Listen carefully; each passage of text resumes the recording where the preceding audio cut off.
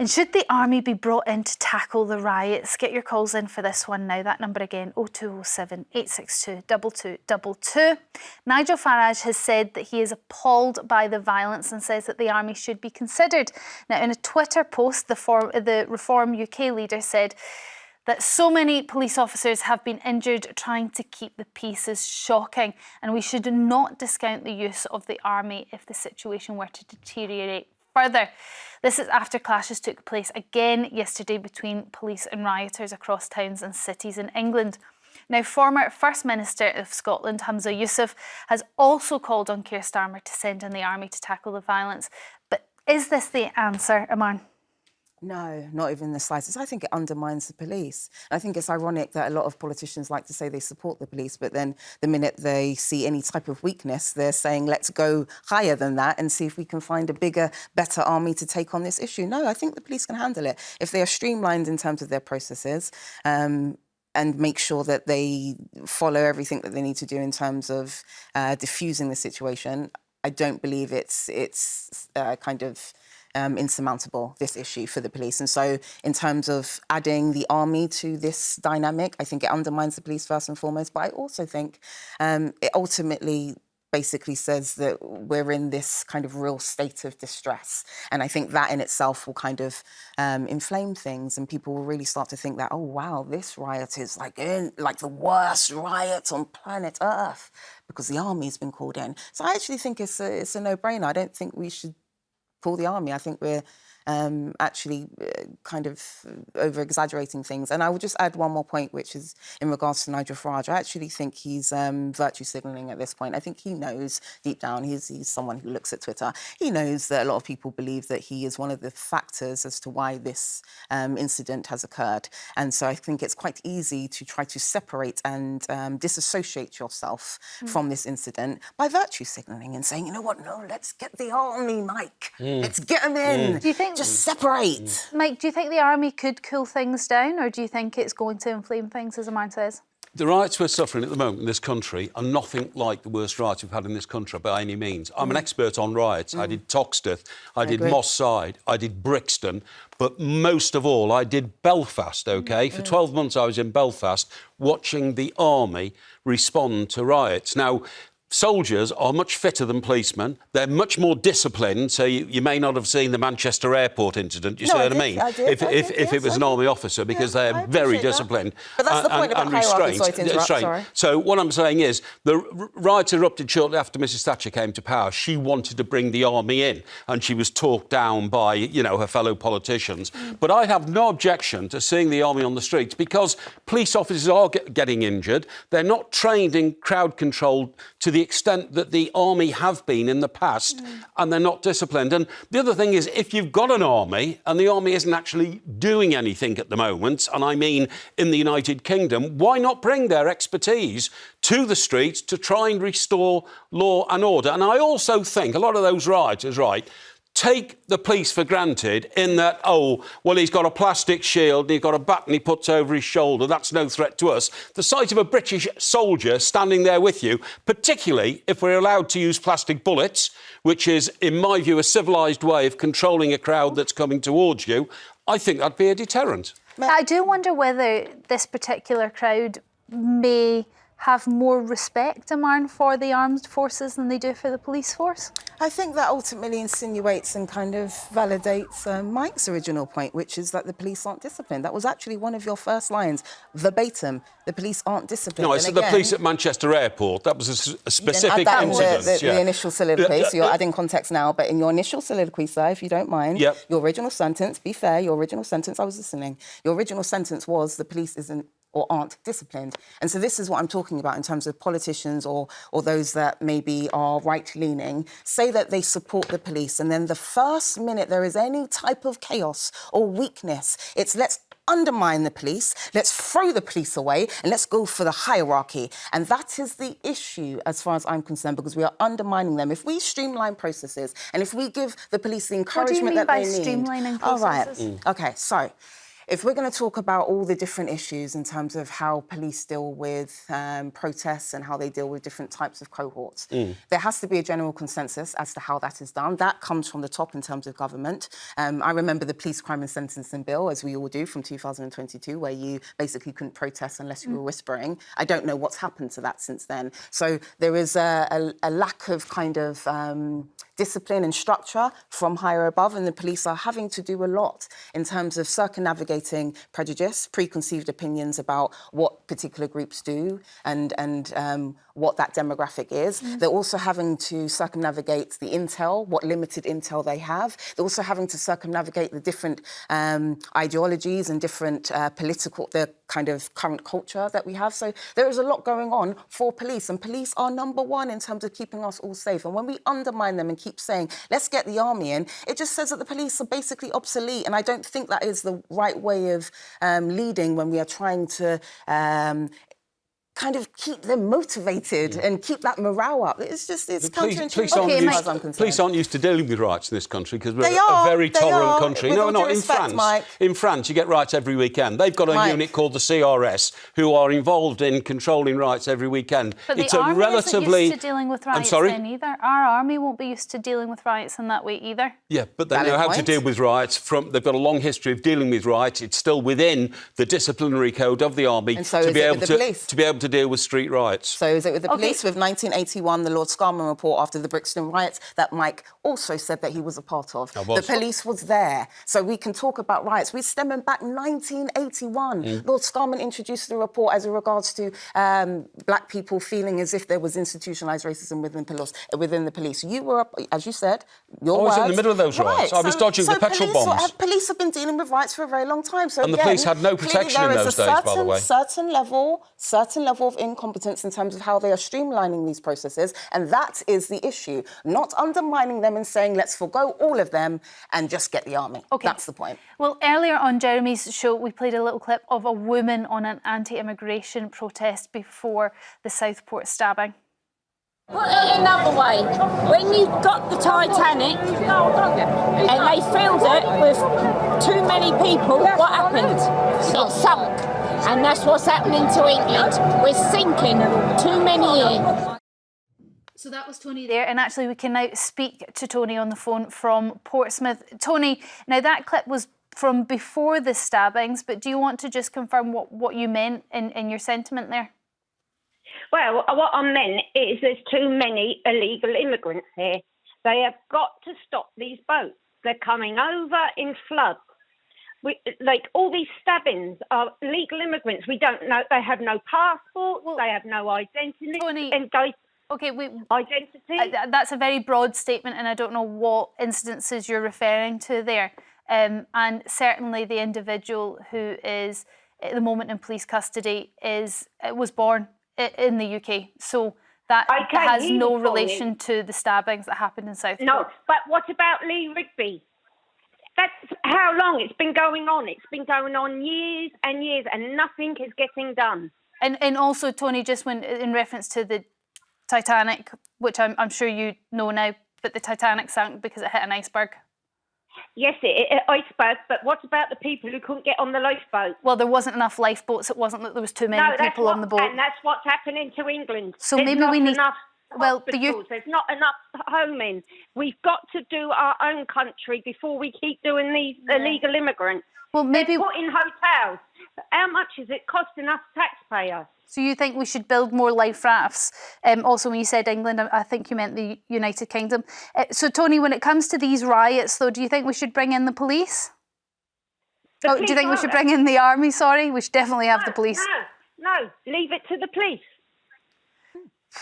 But police are getting hurt. Hotels are being set fire to. Surely we need something else now. I went on that protest. I went to Trafalgar Square last Saturday. There was well over 100,000 there. There was no trouble whatsoever. Yeah, but Tony, there are people who causes the trouble. Yeah, there is trouble though elsewhere in the country. And there are people causing trouble. So how do we stop that from happening? I mean, we've got fires, we've got wheelie bins, we've got all sorts of things being thrown at the police. They've got to start listening to the Joe public. Have a referendum. A And see what referendum we all on... say. Getting the legal immigrants out. You can't keep housing them. Okay, Tony, but do you see that making a connect, because all of these riots have happened after the stabbing in Southport, and do you see how the lack of connection there is undermining, and the way that they're handling their so-called protest is undermining their message? Well, some of them are taking it away from what people believe in. Like, I do not agree with the looting. I do not agree with, like, throwing wheelie bins and setting things alight and damaging police cars. But until... Breaking into hotels? Yeah, no, I don't agree with, like, damaging them. But why are our army, who, or the ones with mental health issues, sleeping on the streets, and the legal immigrants gets hotels given to them? Okay, well, I mean, that's two different issues there, but thank you very much for your call, Tony. Susan from Angus, what do you think? Do we need to bring in the army for these riots? Not at all. Do you think the police are handling it well? The police are not handling anything well. And it's about time the police force got to grips with what's going on in this country. I mean, I myself have been subject to vandalism against my car, for instance. Okay. And can they do anything? Nothing. So, police in riots, it's about time they got to grips and dealt with this. This is out of order. Okay, These people now, these little children died. Some person, obviously we found out not from our home shores, what the hell was going on in his mind? Susan, the individual that's currently in custody, Yeah. the suspect was born in the UK. He was born in the UK, so that just he was. The relationship between that tragic, horrible incident and these riots, there doesn't seem to be much of a connection. It's heartbreaking, but the police need to get a backbone. Okay, but Susan, considering you think we have a police that doesn't have a backbone and we have these riots ongoing, wouldn't it be smart, just in the current situation, to bring in the army to stymie the riots as quickly as possible? No. The army are there to protect our country should war, in cases of war. It's not right that the army should be dragged into this because the police can't do the job. Okay, Susan, At the end of the day, the police are there to protect us, and they don't. All right, Susan, thank you very much for your call. We're going to speak to Jean now from London. What's your view about when it comes to bringing in the army? Yes, I think with all the riots that are breaking out, it's descending into anarchy. And I think they should come in and read the Riot Act like they used to do. And once the Riot Act is read, if they don't disperse, then they've got every right to go in and make them disperse. Using what means? Well, any means they need to use. I mean, whatever means the other lot are using, kicking, spitting, stabbing, shooting. Oof. I mean, it's, I don't say use their tactics, but that's what they're doing, and they're not being dealt with hard enough. They should be dealt, more harshly. So you would like to bring in? So you would like to bring in the armed forces? Yes, I would. What about when it gets? What about Imarn's? The point it's got, something more, tactical needs to be done. But what about Imarn's theory here that it could actually just stoke more tensions and undermine our police force?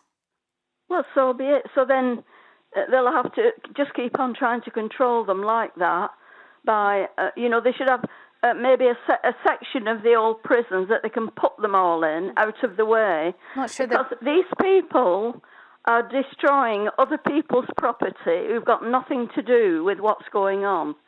May I just so say? It's just anarchy and you just want it stopped. Troublemaking. They come in to make trouble. Gina, I was just going to add, I think you made a really valid point, and I just wanted to add that Yvette Cooper made it clear on Sky News as of late that what they're doing is they're trying to kind of cover the groundwork in terms of preparing for how they make sure that these individuals are feeling the full force of the law. And so one of the things that they're doing is making sure and preparing prison spaces. So just like you said, throw them in a corner, yep. Which is Yvette Cooper apparently is on it, just so you know. Finding prison space at the moment is no mean feat, so they're really putting in the groundwork there. Jean, thank you very much for your call. Paul from Cheshire, what's your view when it comes to bringing in the army? Do you think that would stoke tensions or maybe squash these riots quickly? I think it would help to some degree, but I think it needs to be at a certain time when it's done. The police need to get some form of order. And I've actually suggested, I mean, it might sound stupid, but like Boris Johnson, I mean, you know, I got no time for the man. But the one good thing he did come up with was a water cannon. Okay. Now, if they used a water cannon and it was full of dye that couldn't wash off, and it hit the protesters, yeah, well, you would catch them. Therefore, you would catch them a month quite quickly. later, you could pick out the protesters. I'm not sure. I mean, I like. So you can I like you know, your pull sort your of out of the box face, thinking, Paul. I do admire your out of the box thinking. Certainly not what I thought someone was going to call up and say. I am sure there is probably some human rights violations in that, and there's some issues involved in that. But basically, in essence, what you're saying is you want to see the police or the army being much more heavy-handed with these rioters. Fairness, I'll be honest with you. My brother, some years ago, had a car accident and was in Southport Paraplegic Hospital for a year. He walked out of there. I've got a lot of compassion for Southport. Yeah. For that reason. But that was just an instance that I put forward. A dye that won't wash off. Yeah, I hear you. It would make it very easy to be able to catch them. Paul, thank you very much for your call. Linda from Leicestershire, what's your view when it comes to the army? Do we need them in this situation? Afternoon, everybody. I'm just going to follow up from what the gentleman's just said. I think the army would be good. It's nice to have as a backup because the police obviously seem to be overstretched up and down the country dealing with the problem. However, I do think it would be worth using the water cannons. Now, I don't support the dye business. I know they used that in France when they tried to disperse one or two of the demonstrations. But I certainly think, why shouldn't we use the water cannons? They don't have to be hard. They don't have to knock them off the feet. No. Well, Mike's come up with a simple reason why we're not using them. We don't use water cannons because we haven't got any. The only water cannons in this country were in London, bought by Boris Johnson, enormous cost. And then, on civil rights issues, Sadiq Khan, Mayor of London, didn't allow them to be used and flogged them. No, I'm sorry. But just to get to your basic point, how is it undermining the police to give them additional strength to fight rioters? I don't understand how that undermines the police. No, I think that helps the police. I actually agree with you. So I think the general consensus based off of the callers and both of us is that, and including Storm, tell me if I'm wrong, I presume we all want this to be tackled, and I think it's safe to say it's not being dealt with correctly at this point, or it's not being successfully dealt with. I think, is right. Thank you. And so therefore we may need to kick it up a notch in terms of tactics and techniques. In terms of the water cannon and strength, I appreciate that. But this is where I draw the line, because when we talk about water cannons, what we know in terms of history and in terms of prejudice, because like I said, police work off of prejudice. This is a part of their job. It can be weaponised in a way that could be used towards those that are, I don't know, protesting against really terrible incidences like the environment and how people do terrible things to it. It could be weaponised against those that are actually advocating for race relations. So basically, you could weaponise it and use it on the wrong crowd. I don't think it's selective, honestly. The time, and then that actually turns into a police nanny state. And then we've worry, Imarn, is that it's a slippery slope to any protest, not just riots. Linda, thank you very much for your call. Thank you very much for all your calls on that.